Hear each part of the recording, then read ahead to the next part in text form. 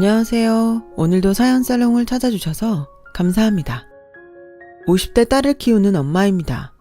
이런 말이 어떻게 들릴지 모르겠지만 저는 정말 엄마가 되고 싶던 사람 중 한 명이었어요.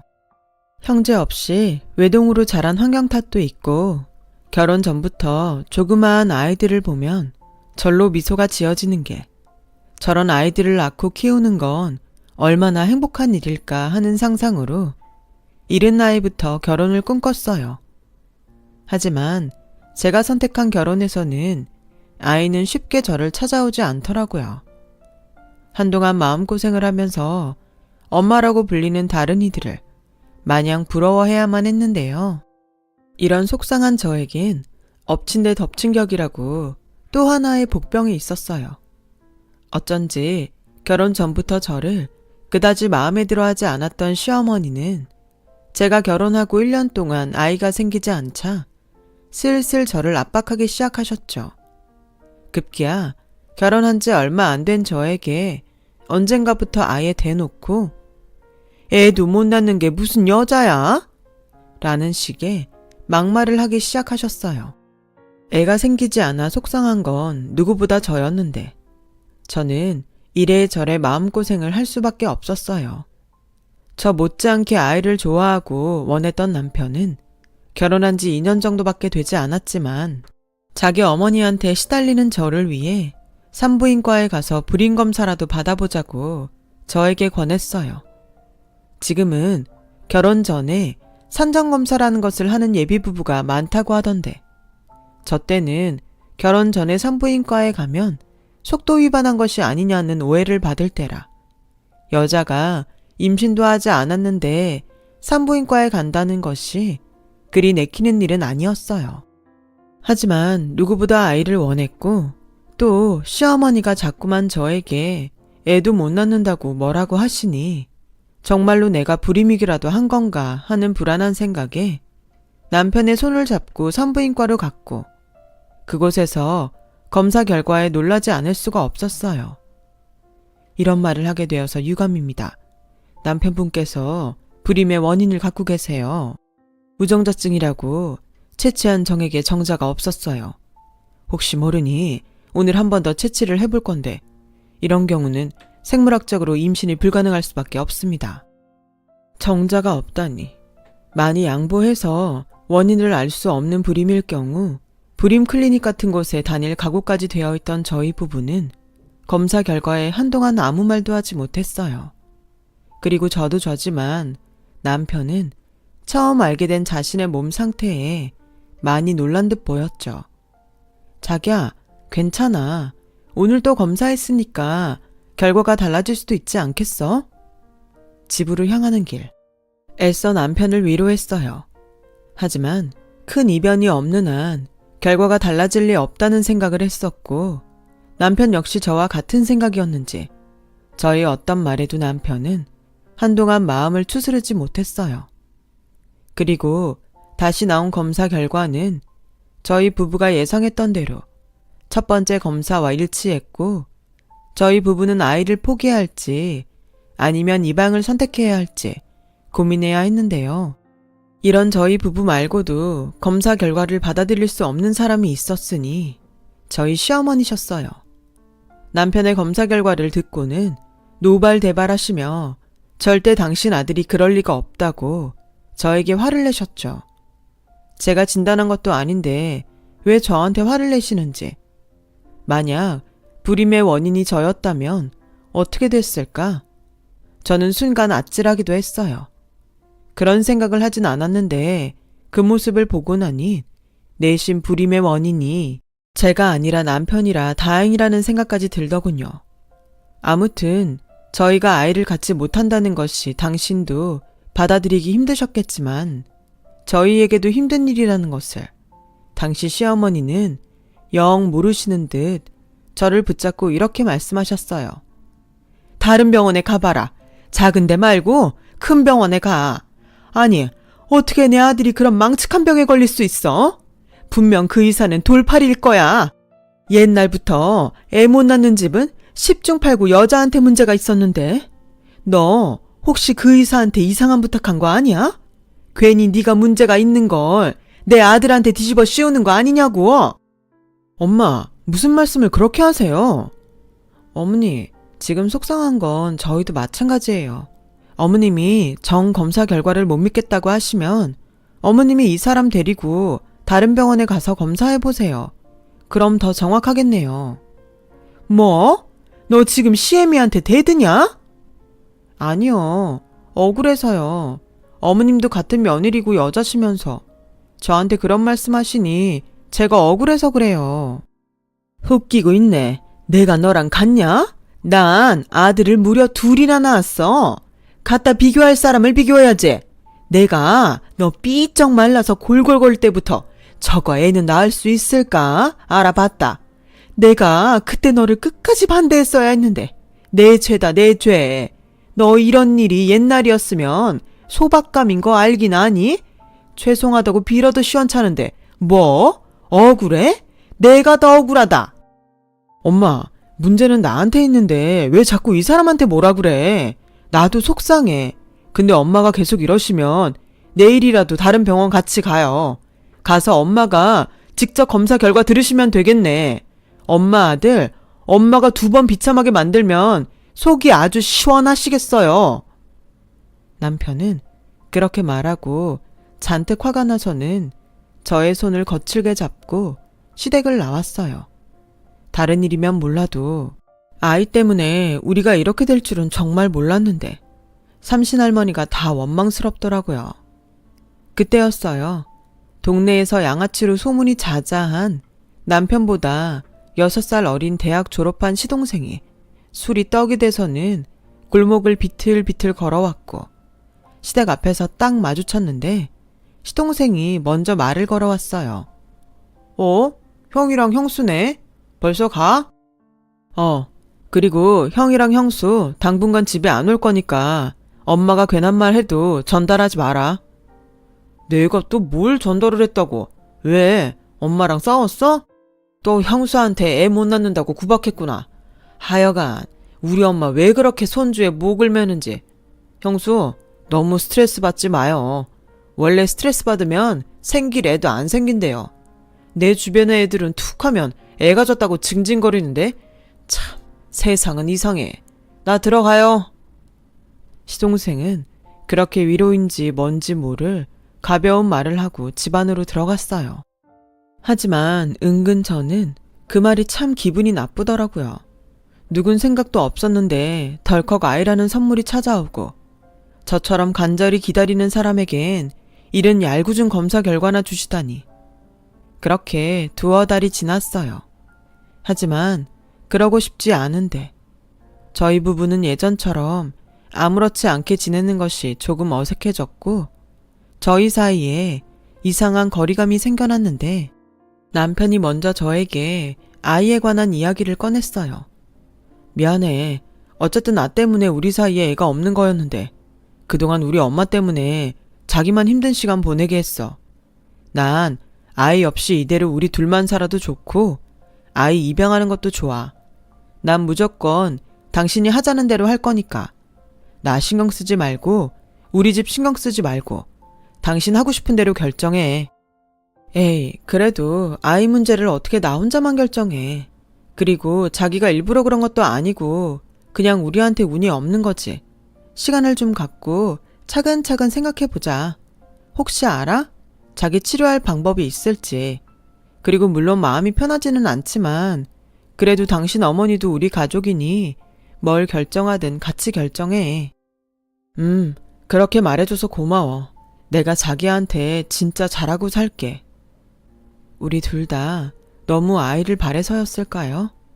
남편과 이런 이야기를 나누는데도 저는 이상하게 마음이 답답하고 무거웠고 모든 사실을 안 친정 부모님은 그래도 남편이 착하고 성실한 사람이니 둘이 좋은 방법을 찾아보라고 하시며 당신들도 저희 부부의 결정에 무조건 찬성하겠다고 말씀하셨어요. 그리고 제가 친정 엄마랑 그런 통화를 한 다음 날 저녁 저는 시어머니의 다급한 전화를 받게 되었는데요. 제가 전화를 받자마자 시어머니는 숨이 넘어가는 듯 말씀을 시작하셨어요. 예, 큰애 집에 왔니? 아니, 왔건 안 왔건 너 우리 집에 와라. 비상사태야, 비상사태. 내가 정말 아들들 때문에 제명에 못 죽지. 아유. 시어머니는 제가 무슨 일이냐고 아무리 여쭤봐도 앓는 소리만 하셨고 무슨 일인지는 모르겠지만 상당히 놀라신 듯 보였어요. 그래서 저녁 식사를 준비하다 말고 저는 남편과 급하게 시댁에 가게 되었는데 저희 부부가 도착하니 거실 바닥에 웬 박스가 덩그러니 놓여 있었어요. 저는 속으로 저 박스는 뭐지? 개나 고양인가? 하는 생각을 했고 평소 동물이라면 질색팔색하는 시어머니라 박스 안에 누가 버리고 간 동물이 들어있나 예상했어요. 그런데 제가 무심코 상자 안을 들여다본 순간 저도 너무 놀라서 뒷걸음질 치고 말았는데 글쎄 그 박스 안에는 태어난 지 얼마 안 되어 보이는 베넷 저고리를 입은 아이가 아무것도 모른 채 동그란 눈만 이리저리 굴리고 있지 않겠어요? 어머니, 이게 도대체 무슨 일이에요? 왜 아기가 박스 안에 있어요? 아휴, 내가 정말 살다 이런 일은 처음이야. 답답하니까 빨리 좀 말해봐. 요즘 같은 시대에 누가 아이를 집 앞에 버리고 간 거야? 차라리 그런 거면 내가 경찰에 신고를 하지. 너희를 오라고 했겠어? 글쎄, 이 자식이 작년에 어떤 지지배랑 놀아나다가 이렇게 됐단다. 뭐? 야, 박우식 설명해봐. 이게 무슨 소리야? 얘 니 애야?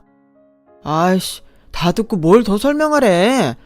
아씨, 그때 분명 안전한 날이라고 했는데 지가 피임 안 해도 된다고 하더니 나도 억울해. 나도 피해자야. 피해자? 억울해? 이 미친놈아. 내가 그러길래 너 복학하기 전에 정신 차리라고 했지. 발정난 개새끼도 아니고 왜 이 여자 저 여자 찝쩍거리는데? 너 당장 애 엄마 데리고 와. 이러니 저러니 해도 결혼은 해야 할 거 아니야. 결혼은 무슨. 나 걔랑은 그냥 엔조이였어. 그리고 걔 하늘로 솟았는지 땅으로 꺼졌는지 연락도 안 돼. 이렇게 애를 버리고 가려니 나랑 결혼할 마음이 있겠어? 에휴, 그럼 너 혼자 장가도 가기 전에 애나 키울 거야? 엄마, 내가 어떻게 애를 키워? 엄마는 그게 가능할 것 같아? 그냥 엄마가 늦둥이라고 하고 호적에 올려서 엄마가 키워줘. 그냥 늦게 여동생 하나 생겼다고 생각할게. 이 미친놈? 내가 돌았어? 내가 사내놈이면 100번 양보해서 그렇다 쳐. 근데 얘는 아무짝에 쓸모없는 기집애잖아. 내가 왜 이런 걸 키워? 엄마 손녀잖아, 핏줄. 치라라고 자빠졌네. 애는 지가 싸질러서 태어나게 하고 왜 핏줄 타령을 해? 그때였어요. 집안이 소란스러워지자 방금까지도 얌전히 있던 아이는 소리를 빽 지르며 울기 시작했고 저도 모르게 아이를 들어 조심스럽게 안고 달래기 시작하는데 시어머니가 저에게 대뜸 이런 말을 하셨어요. 아, 시끄러. 얘, 너는 이 상황을 어떻게 하면 좋겠니? 저요? 글쎄요. 저도 너무 경황이 없어서 그래도 일단은 도련님 애가 맞다면 애 엄마를 찾을 동안이라도 우리 쪽에서 맡아야 하지 않을까요? 언제까지? 그러다 제 엄마 영영 안 나타나면 그때 네가 책임질 거야? 그래, 형수 애 안 생긴다고 엄청 마음고생하잖아요. 이 애 형수 애라고 생각하고 키우면 어때요? 내 유전자면 형 유전자이기도 하잖아요. 야, 너 지금 그게 무슨 소리야? 왜? 영 모르는 애 입양하는 것보다 훨씬 낫지. 엄마, 안 그래? 뭐 아주 이상한 말은 아니지. 기집애라 좀 그렇긴 한데 어쨌든 우리 집 핏줄이면. 엄마 답답한 건 알겠는데 그래도 우리 상식적으로 살자. 박우식 너 똑바로 들어. 얘 너 때문에 세상 빚본 아이야. 네가 준비가 됐건 안 됐건 너 때문에 태어난 아이라고. 네가 책임져. 애 엄마를 찾아서 같이 키우든 혼자 키우든 다른 사람한테 떠맡기지 말고. 알겠어? 남편은 저에게 다가와 아이를 달라고 했어요. 하지만 저는 이상하게 품에서 아이를 떼어놓기 싫었고 마치 아이도 같은 마음이라고 저에게 신호를 보내는 건지 그 작고 고사리 같은 손으로 저의 검지를 아주 꽉 잡는데 저도 모르게 어떤 말이 입 밖으로 튀어나오고 말았죠. 그럼 얘 엄마 찾을 때까지 제가 돌볼게요. 자기야, 애는 잘못이 없잖아. 이대로 우리가 두고 가면 어떻게 될지도 모르고. 그래, 잘 생각했다. 난 니네들이 모른 척하면 그냥 보육원에 데려다 줄 심상이야. 우식이 너 불만 없지? 나야 없지. 생각도 안 하던 자식인데. 진짜 내가 죽이지만 쪽팔리다. 어떻게 이 사람한테 애를 떠넘길 생각을 해? 처음부터 그러려고 우리 오라고 한 거지? 아니야. 그리고 싫으면 관두면 되잖아. 누가 강요했어? 그냥 그 애 팔자인 거야. 자기야, 우리가 하자. 나 이대로 가면 마음이 많이 불편할 것 같아. 그래도 괜찮아. 도련님이면 나한테는 조카잖아. 저는 그렇게 아이를 집으로 데리고 왔어요. 지금 생각해도 그땐 제정신이 아니었던 것 같아요. 물론 그 때문에 기적 같은 행복을 누리게 되었지만 그 당시에는 갑작스럽게 찾아온 생명에 정신이 하나도 없었어요. 그렇게 아이를 데리고 집으로 오는 길, 저희 집엔 육아용품이라고는 하나도 없기에 하는 수 없이 대형 마트에 들러서 당장 필요한 이것저것을 구입하는데 저희가 뭘 제대로 안 와요. 직원에 묻고 친구에게 물으며 저희는 정말 한 보따리를 사들고 집으로 왔어요. 그런데 저희 집에 하나 둘 아이용품이 자리를 차지하자 저는 이상하게 기분이 좋았고 마치 진짜 저희 아이가 생긴 그런 기분까지 들었는데요. 아무런 준비도 없이 또 아는 것도 없이 그날을 시작으로 쉽지 않은 육아에 들어가게 되었어요. 그렇게 한 달 남짓 서툴렀지만 아이를 돌봤고 그러면서 어쩔 수 없이 잠도 설치고 제대로 먹지도 못하자 남편이 먼저 이런 말을 했어요. 자기야, 자기 이러다 쓰러지겠다. 이만하면 됐으니까 다시 우리 집에 데리고 가자. 뭐? 안 돼. 그럼 어머님이 진짜로 보육원에 데리고 가면 어떡해. 나도 진짜 미치겠다. 애만 생각하면 당연히 그러면 안 되지. 근데 자기란 장인 장모님 생각하면 내가 죽일 놈이 되잖아. 아까 우식이랑 통화하니 애 엄마는 영영 나타날 기미도 없고 우식이 놈이 책임질 마음도 없고 그럼 얘를 언제까지 우리가 맡아? 자기야, 그럼 우리 이 애 우리 애로 호적에 올릴까?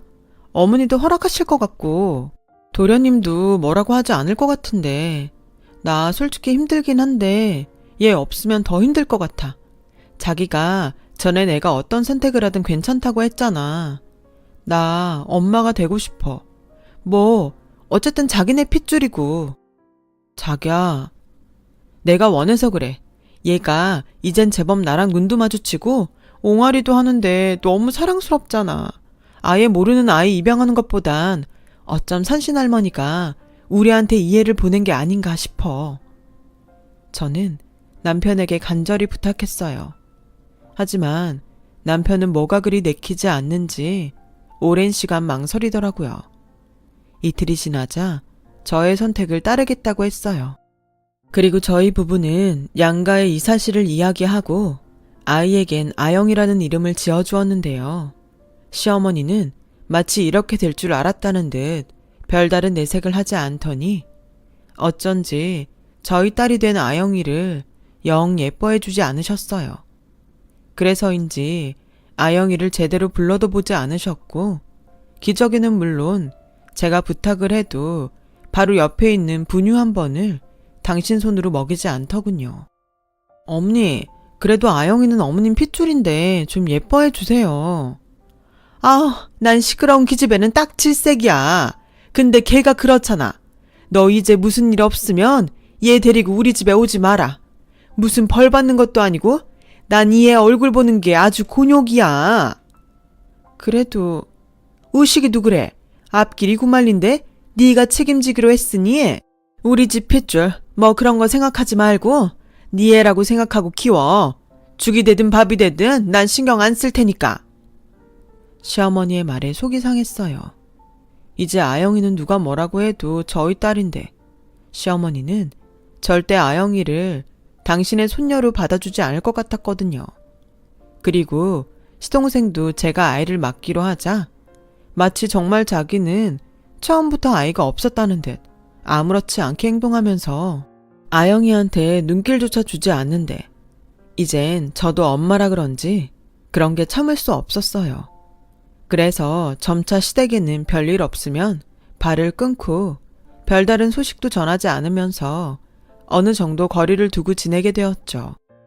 그렇게 5년이 지나고 아영이는 감사하게도 건강하고 야무진 아이로 자라났어요.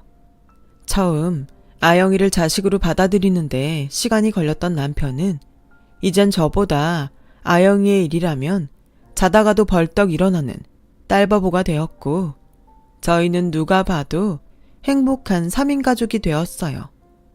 그러는 사이 아영이의 진짜 아빠인 시동생은 대학을 졸업하고 취업활동에 들어갔지만 한 직장을 3개월도 다니지 못한다더군요. 여전히 집에서 용돈을 받으며 예전에 놀듯이 방탕한 생활을 이어갔는데 한 번은 무슨 바람인지 연락도 없이 저희 집에 찾아왔어요. 형수, 잘 지내셨어요? 네, 근데 연락도 없이 무슨 일로?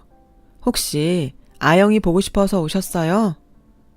저는 시동생이 아무리 방탕한 양아치여도 마음 한 부분엔 아이에 대한 미안함과 애틋함이 있을 줄 알았어요. 비록 시어머니 때문에 제대로 그 마음을 표현하지 못했지만 그럴 거라고 생각했었죠. 그런데 아니요, 다른 게 아니고 형 몰래 돈 좀 빌려줄 수 있으세요? 네? 얼마나요? 5천만 원이요. 제가 정말 급해서 그래요. 사실 창업을 준비하고 있었거든요. 근데 자금줄이 딱 막혀서 이것만 형수가 해결해주면 제가 평생 은인으로 여기고 제일 먼저 형수 돈 갚을게요. 도련님, 죄송해요. 그렇게 큰 돈이 저한테 있을 리가 없잖아요. 저는 직업도 없고 그냥 애 키우는 주부인데. 형수가 그냥 주부인가요? 친정에 돈 많잖아요. 부모님 임대업 하시고. 그러지 마시고 사돈 어른에게 부탁 좀 해서 빌려주세요.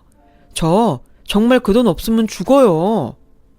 시동생은 사정사정을 했어요. 하지만 평소 어떻게 사는지 제가 아는데 그런 큰 돈이 있어도 빌려줄 수는 없었죠. 그래서 저는 거절을 했는데 시동생은 너무한다며 금세 태도를 바꿔 저에게 큰 소리를 치더군요. 애 없이 평생 우리 엄마한테 구박받을 거 제가 해결해드렸는데 정말 너무하네. 자식 얻은 값 치른다고 생각하면 그리 큰 돈도 아닐 텐데. 뭐예요? 아무리 생각 없이 사는 인생이라도 할 말이 있고 하면 안 되는 말이 있는 거예요. 딸 얻은 값이요. 오히려 도련님이 저한테 감사해야 하지 않나요? 그때였어요. 남편이 오후에 딸의 유치원에서 아빠의 날 행사가 있어 반차를 내고 이른 퇴근을 했는데 저와 시동생이 하는 말을 현관에서 모두 들었더라고요. 그래서 남편은 신발장에 넣어둔 장우산을 들고 들어와 시동생을 향해 당장 꺼지라고 소리를 지르며 우산을 휘둘렀고 시동생은 그 우산을 피하며 집 밖으로 도망치듯 뛰어나갔어요. 그리고 그날 저녁 시어머니가 전화를 하셔서 하시는 말이 지금도 너무나 기가 막혀서 생생하게 남아있는데요. 너도 참 사람이 못됐다. 하나밖에 없는 시동생이 그렇게 부탁을 하는데 매정하게 딱 잘라서 거절했다며? 이래서 있는 것들이 더하다고 하는 거야. 너 나중에 우리 우식이 성공하면 얼굴 어떻게 보려고 그러냐? 너 나중에 우리 애 성공하면 애 대신 키워줬다느니 그런 말 하지 마라. 내가 요즘 네 길을 많이 살려줬지. 애도 못 낳아서 남의 새끼나 얻어 키우는 게 너 두고 봐. 내가 아주 벼르고 있으니까. 저는 시어머니의 그 통화를 녹음해서 남편에게 들려줬어요. 그리고 남편에게 말했죠. 미안해 여보. 근데 나는 이제 더 이상 당신 어머니와 가족으로 지낼 수는 없을 것 같아. 분명 나중엔 우리 아영이한테도 상처 주실 것 같고 솔직히 처음엔 아예 남보다는 핏줄이니까 더 나을 거라고 생각했는데 오늘 도련님 가시고 생각하니 친부가 가까이 있다는 게 무서워. 어머님도 그렇고 도련님이 아영이한테 먼저 말할 것 같아서. 미안해. 내가 진짜 당신한테 할 말이 없다. 솔직히 나도 당신처럼 우리 엄마랑 우식이가 언제 터질지 모르는 시한폭탄 같았어. 그래도 가족이라 선택을 못했는데 나 우리 집이랑 영 끊을게. 내가 지켜야 할 가족은 당신이랑 아영이야. 여보, 진짜 당신 그럴 수 있겠어? 천륜이라고 하잖아. 나랑 아영이도 천륜이야. 우리 아영이 키우면서 행복하게 살자. 내가 우리 가족 아무도 못 건드리게 지킬게. 사실 저는 남편에게 마음에는 없지만 이혼 이야기를 꺼내려 했어요. 그런데 남편이 먼저 자기 식구들과 연을 끊고 저와 저희 딸을 지키겠다고 말해주니 차마 이혼하자는 말은 못하겠더라고요. 그리고 되려 남편에게 미안하고 고마운 마음이 들었는데 남편은 다음날 혼자 시댁에 가서 저에게 이야기했듯 연을 끊자고 말을 했다고 하더군요.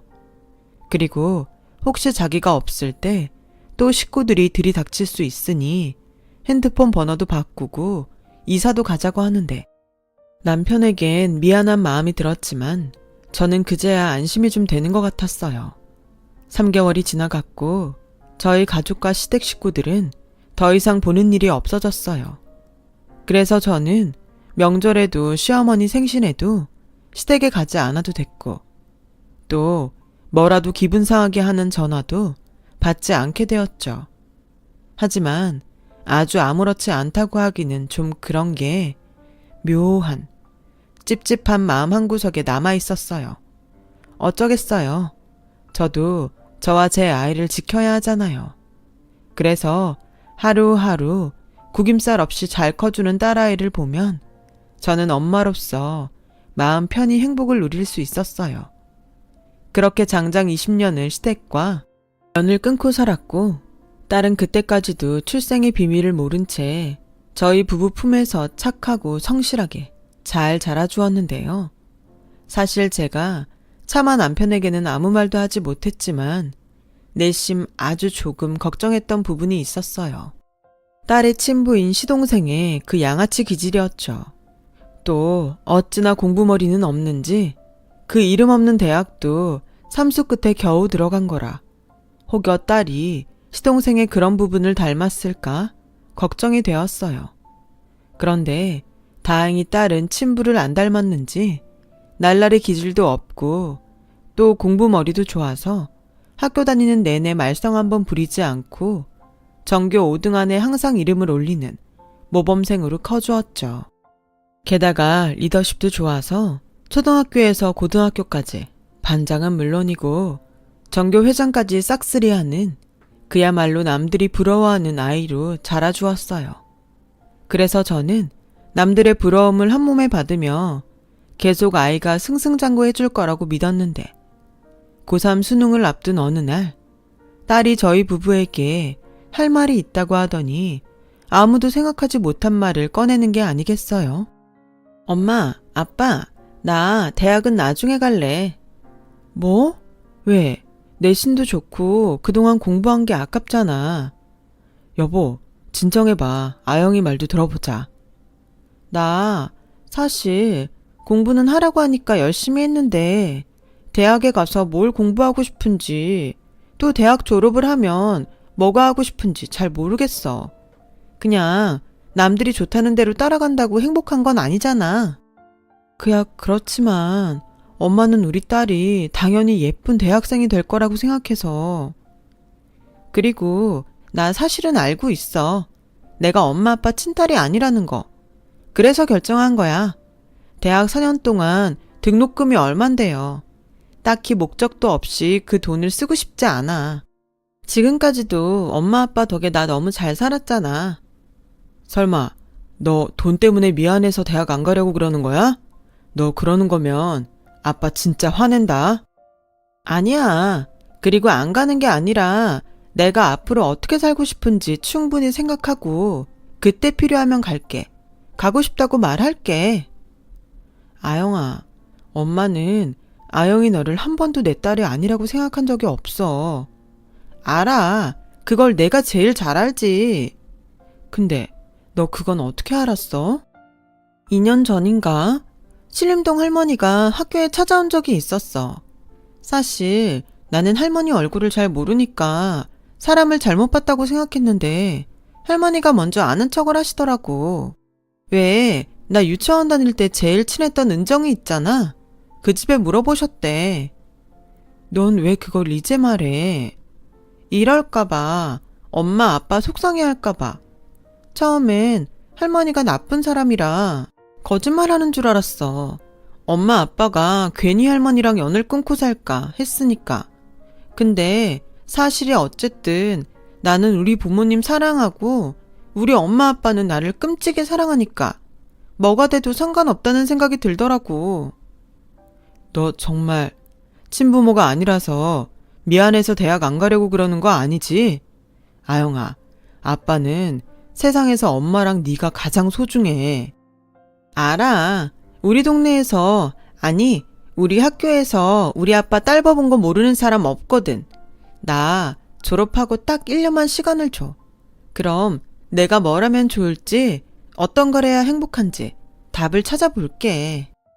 너 정말이지? 엄마, 우리 딸 믿는다? 우리 달라지는 거 없는 거다? 당연하지. 저는 사실 이야기를 다 끝내놓고도 심장이 뛰어서 숨이 제대로 쉬어지지 않았어요. 시댁 식구 모르게 잘 숨어서 산다고 생각했는데, 그리고 2년이나 지난 지금까지도 아무런 연락이 없다는 게 이상하게 계속 찝찝했죠. 저는 남편에게 저의 마음을 이야기했어요. 그러자 나도 당신 생각이랑 똑같아. 그래서 내일이라도 한번 찾아가 볼까 하는데. 그럼 나랑 같이 가. 나도 가서 무슨 의도로 애한테 말한 건지 듣고, 그리고 지금은 어떤 생각이신지 알고 싶어. 그렇게 저희 부부는 20년 만에 시댁을 찾아갔어요. 가면서 이사라도 가셨으면 어쩌나 불안한 마음도 있었는데 다행히 시댁은 그 위치 그대로였어요. 문을 열고 한때는 익숙했지만 지금은 낯설기만 한 그 안으로 들어가니 제가 기억하는 모습보다 훨씬 연로한 시어머니가 여전히 저를 마음에 들지 않는다는 얼굴로 앉아 계셨어요. 연 끊고 살자고 하더니 무슨 일로 여기까지 왔어? 나 죽었나 살았나 확인하러 왔냐? 어머니, 그동안 잘 지내셨어요? 이유가 어쨌건 죄송해요. 죄송 같은 소리 하네. 엄마 이러시는 거 보니 다른 말 다 됐고 2년 전에 왜 아영이 찾아갔어요? 뭐? 2년 전에 아영이 학교에 찾아가서 아영이 우리 자식 아니라고 말씀하셨다면서. 아, 그 기집애가 그 말을 이제야 하던? 참 독하다. 내가 그래도 자식이라고 니네한테 찾아가서 말을 할까 말까 고민은 했다. 근데 지금까지 니네가 한 짓을 생각하면 너무 괘씸하잖아. 그래서 내가 니네 엿먹으라고 말 안 했다 이거야. 무슨 말이야? 알아듣게 말해요. 네가 그렇게 애지중지 끌어안고 키운 그 기집애가 사실은 우리 집 핏줄도 뭣도 아니라는 말이야. 2년 전에 우식이가 어쩌다 그년을 다시 만났는데 글쎄 그년이 우리 우식이 인생 망치려고 딴 놈애를 우리 우식이 애라고 우리 집 앞에 갖다 놓고 간 거야. 뭐 당연히 유전자 검사부터 했을 거라고 생각해서 어디 고아원이나 데려다 줬겠지 했다나? 그래서 내가 그거 확인하려고 수소문해서 걔 학교까지 찾아가서 몰래 머리카락 몇 가닥 뽑아다가 유전자인지 뭔지 친자 검사를 했지. 근데 그년 말이 맞더라는 거지. 아영이 걔 우리 우식이 애 아니야. 니네가 누구시도 모르는 이상한 애를 걷어 키운 거라고. 남편과 저는 단 한 번도 생각하지 않았던 일이라 놀라지 않을 수가 없었어요. 그래도 남편 핏줄이라고 생각하며 키웠으니까요. 그래서인지 남편도 많이 놀란 눈치더군요. 그 자리에서 굳어버렸고 시어머니는 마치 남의 일처럼 고소하다고 웃는데 오랜 시간 보지 않고 살아서인지 그 모습을 그냥 봐줄 수가 없더군요. 알려주셔서 감사합니다. 그런데요, 저는 상관없어요. 아영이 이미 제가 이 집에서 데려갈 때부터 제가 책임지기로 한 아이였고, 오히려 도련님이랑 이제 아무 상관없는 아이이니 저 더 마음 편히 살 수 있을 것 같아요. 뭐? 넌 누구인지도 모르는 그 더러운 애를 여태 키워놓고 배신감도 안 들어?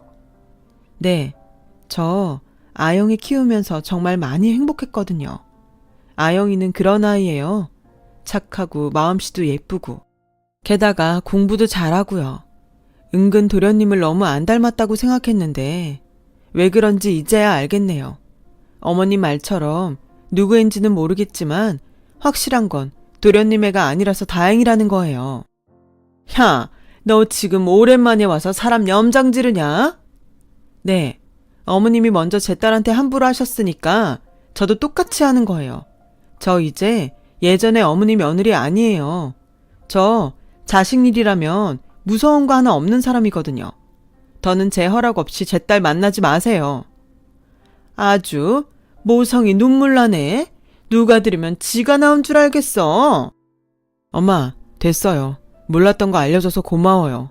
근데 여기까지만 해요.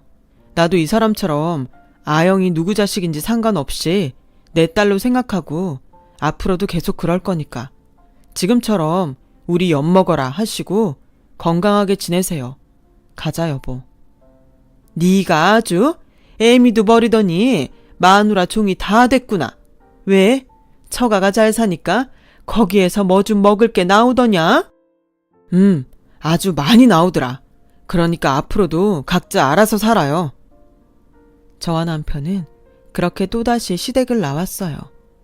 처음부터 제 핏줄은 아니었으니 시어머니의 말을 듣고도 괜찮았는데 남편은 그러지 않을 것 같아서 저는 은근 걱정이 되었고 남편의 눈치를 살피게 되었는데 남편이 먼저 집에 도착하기 전에 저에게 이렇게 말했어요. 우리 아영이한테는 아무 말도 하지 말자. 나 아영이가 우식이 딸 아니라고 해도 상관없어. 내 호적에 올린 이상 아영이는 누가 뭐라고 해도 내 딸이야. 그러니까 앞으로도 계속 내 딸이야. 그럼 우리 호적에 버젓이 있는 우리 딸이야. 저와 남편은 손을 단단히 잡고 집으로 들어갔어요. 그러자 이제 더 이상 수능 공부에 열을 올릴 필요가 없는 딸이 지가 만든 저녁이라며 카레를 만들어 놓고 저희를 기다리고 있었고 그날따라 더욱 예쁜 저희 딸과 세상에서 가장 맛있는 카레를 먹었는데 카레가 매워서인지 자꾸만 눈물이 나오려고 하는 거 있죠. 그렇게 1년 동안 자기가 하고 싶은 일을 찾겠다던 딸은 건축가가 되겠다고 말하더라고요. 집이 없는 사람들이 이용할 수 있는 모두의 집을 짓고 싶다며 자기 나름의 꿈을 갖게 되었어요. 그래서 약속대로 수능을 쳐서 늦었지만 대학에 들어갔고 대학 졸업 후에는 젊은 나이에 좋은 감각과 철학으로 지역 신문과 잡지 등에 소개가 되기도 했어요. 거기에 저희 친정아버지가 임대 주던 한 장소를 당신 외손녀를 위해 공짜로 사무실을 내주셨죠. 딸은 의뢰를 받기도 했고 자기의 목표인 모두가 쉬어갈 수 있는 그런 집을 짓기 위해 구체적인 실현을 하고 있었죠. 그러던 중 저녁 시간이 다 되어서 뜻밖의 불청객이 저희 집에 들이닥쳤어요. 바로 시동생과 시어머니셨죠. 그리고 다짜고짜 이렇게 말씀하셨어요. 지금 생각해도 아주 기가 막히네요. 형수, 오랜만이에요. 내 딸 아영이 잘 있죠? 요즘 아주 잘 나가던데. 어째, 돈 좀 많이 벌어요? 아, 걔는 알고 있죠? 형이랑 형수가 친부모가 아니라는 거. 지금 뭐라는 거예요? 그리고 여긴 어떻게 알았어요? 다 아는 수가 있죠. 세상이 얼마나 좁은데. 아영이는요? 아직 집에 안 왔어요? 그때였어요. 늦었으면 참 좋았을 텐데. 그날따라 딸은 제가 좋아하는 치즈케이크를 사들고 이른 귀가를 했고 마주치지 않았음 하는 두 사람을 마주하게 되었죠. 아영아? 이야, 우리 딸 진짜 잘 컸네. 엄마, 얘 나랑 완전 닮았지?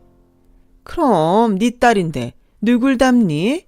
전에 한번 봐서 알지? 합니다. 저는 너무 화가 났어요.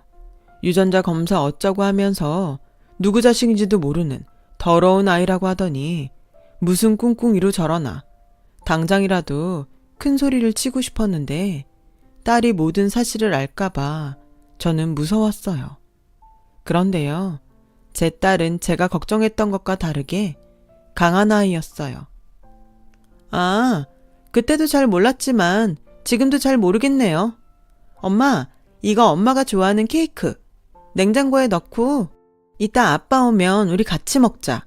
그리고 나 피곤해서 그런데 내 방에 가서 쉬고 있을게. 이 잡상인 같은 사람들 가면 불러. 뭐? 잡상인?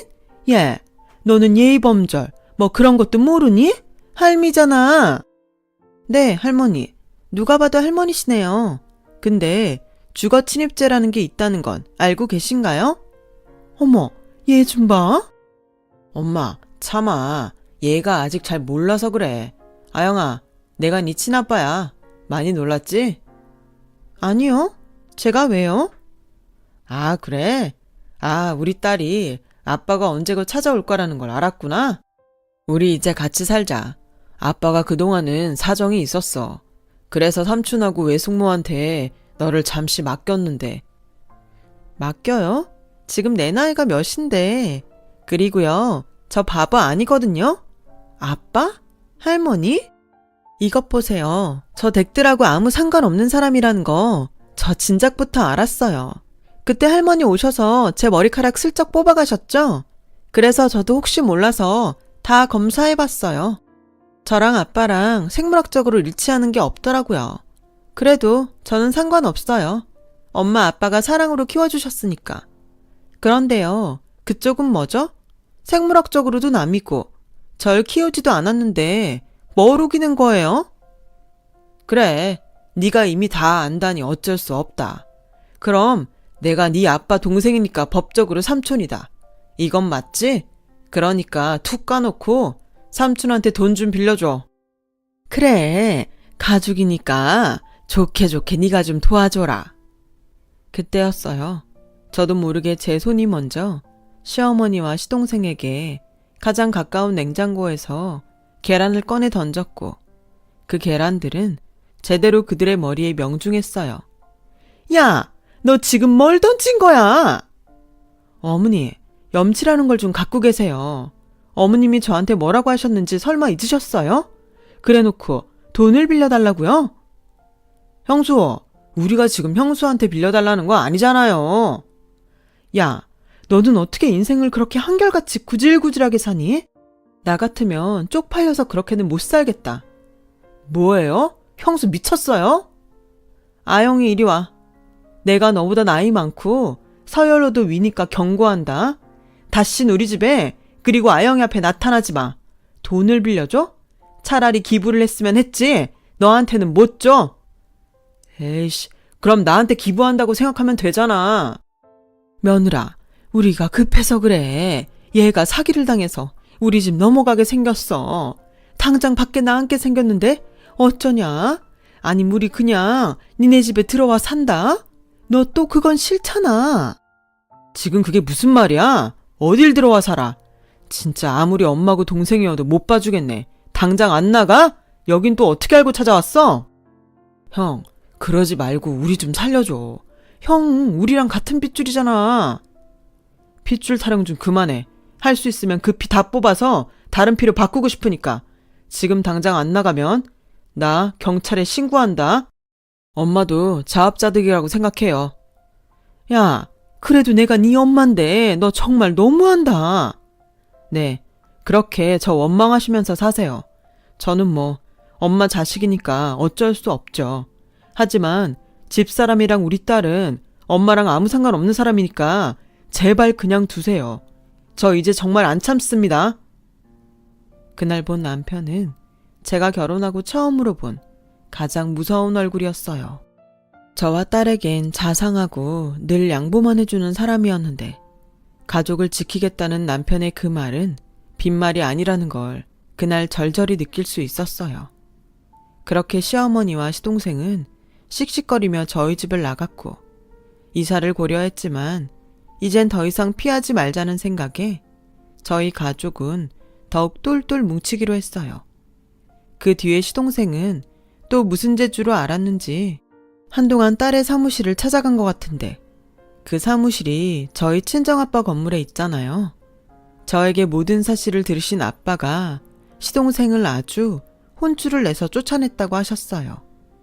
다행히 그 후로 시어머니와 시동생은 연락은 물론이고 어디서 무얼 하는지 코빼기도 보이지 않고 있어요. 이기적인 마음인 건 알지만 부디 앞으로 영영 보는 일 없이 살길 저는 지금까지도 바라고 있네요. 저희 딸은 얼마 전 같은 일을 하고 같은 꿈을 꾸고 있는 사람과 결혼을 했어요. 그래서 저희 품을 떠나 자기만의 가정을 이루었는데 빈둥지 증후군이라고 하나요? 저는 딸을 시집 보내고 한동안 우울한 기분이 들었어요. 물론 딸한테는 아무런 내색하지 않았지만요. 그랬더니 남편이 저에게 이런 말을 해주더라고요. 그동안 엄마 역할을 너무 잘해서 후유증을 겪는 거라고요. 그러면서 이제부터는 딸이 세상을 어떻게 살아가는지 지켜볼 차례라고 하는데 이런 말을 할 줄 아는 저희 남편 정말 멋지지 않나요?